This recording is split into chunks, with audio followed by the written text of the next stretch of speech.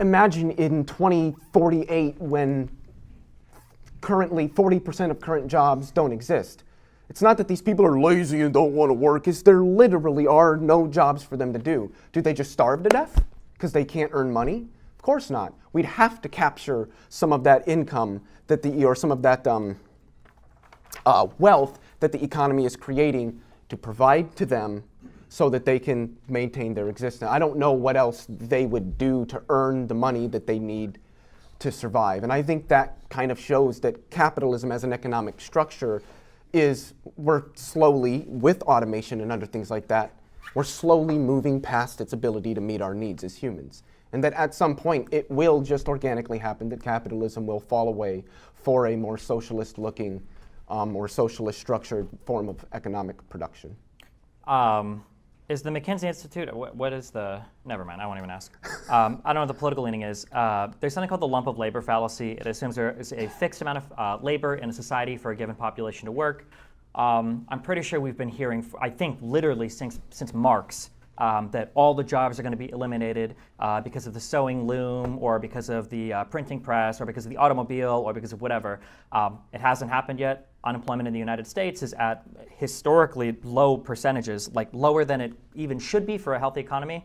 The idea that in some number of years, all of a sudden we're going to run out of jobs, we're going to run out of labor, we're not going to have anything left to do. Again, it's been said over and over again, I'll believe it when I see it. I don't think any reasonable economist has given an actual prediction stating that we're going to run out of work. Again, this has been said for hundreds of years over the world and it just doesn't happen. There's also a second thing I want to talk about here that I think is really important. So we have this idea that robots might replace people. And I mean, the assumption would be that they're doing the job more efficiently than the people would be. I think it's interesting that the counter argument from the socialist perspective is, oh, no. Well, in a socialist environment, we wouldn't lose those jobs. So does that mean we're going to have like a bunch of people working jobs like in suboptimal ways that could just be better automated? Like at that point, wouldn't it be better? And again, I have to contend with my real capitalist implementation with the fantastic socialist implementation. In the fantastic socialist world, I guess we ban all forms of automation. Computers don't exist anymore, and we've got 400 women in a warehouse, locked up doing math equations all day so that calculators never replace their jobs.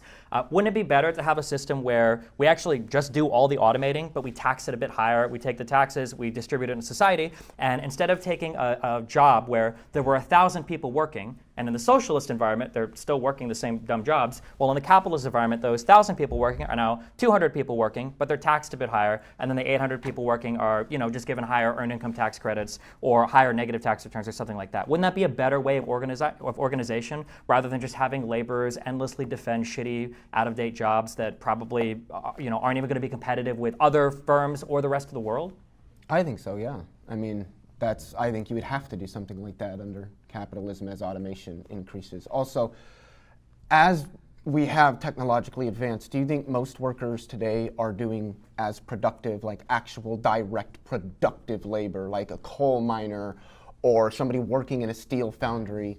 Do you think people are doing work like that as much or more today as they were, say, 100 years ago? Or do you think that I think our labor is a lot more technical and abstracted, of course, from like direct like mining rocks. Yeah, of course. Okay.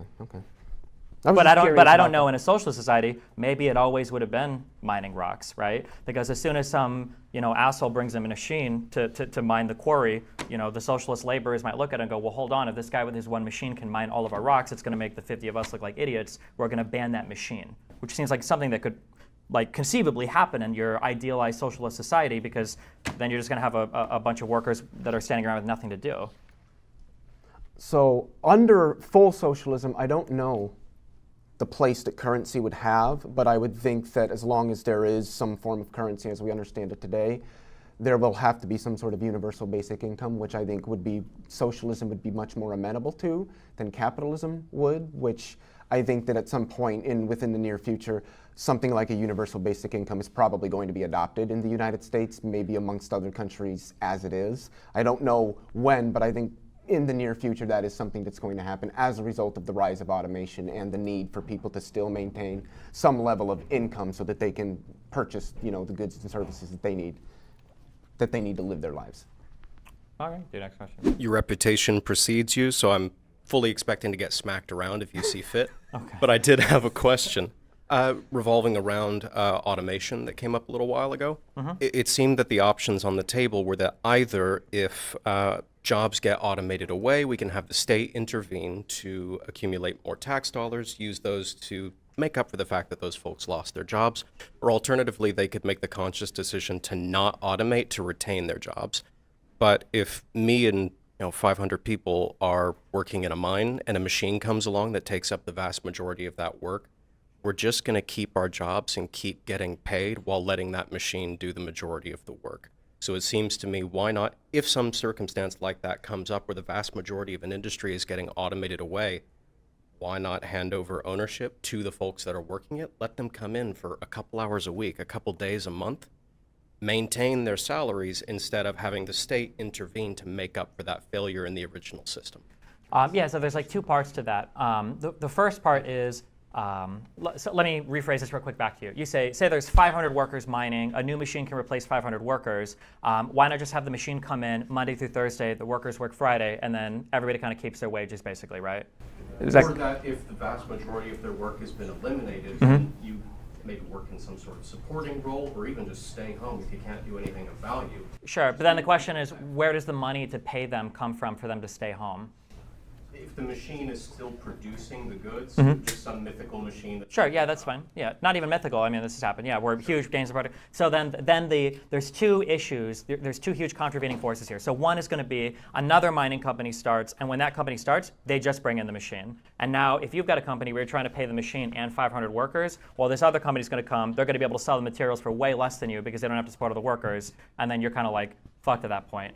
The second thing could be that.